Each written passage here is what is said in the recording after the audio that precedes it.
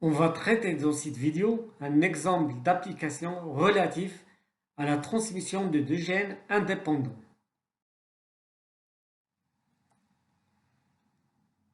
Voici l'exemple proposé.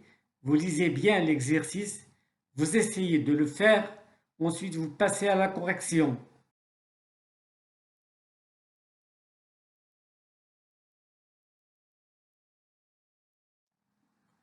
La génération F2 est formée de 4 phénotypes.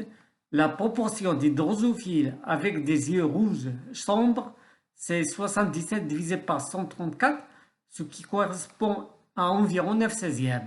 Pour les autres phénotypes, on trouve 3 16e, 3 16e et 1 16e.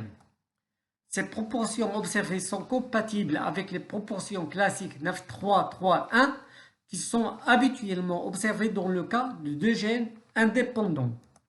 De ce fait, on peut supposer que les caractères étudiés sont codés par deux gènes indépendants et pour chaque gène, il y a un allèle dominant et un allèle récessif.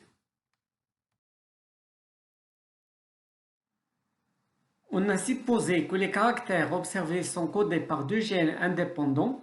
Le premier gène est noté grand R petit r. Le deuxième gène est noté grand B petit b. On a croisé des drosophiles de lignée pure, un mâle qui possède des yeux rouges vifs et une femelle qui a des yeux bruns. Le tableau suivant indique les génotypes et les phénotypes des parents et de la F1.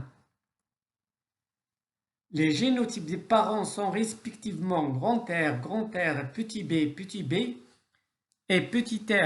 r, grand B.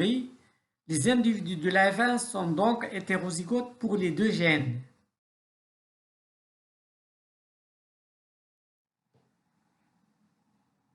On a croisé ensuite les individus de la F1. Les résultats théoriques de la génération suivante sont présentés dans ce tableau. Les proportions théoriques des phénotypes sont présentées ci-dessous.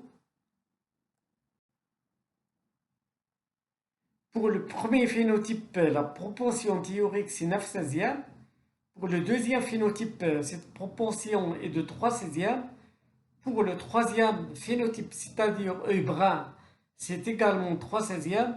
Et pour le dernier phénotype, œil blanc, c'est 1 16e.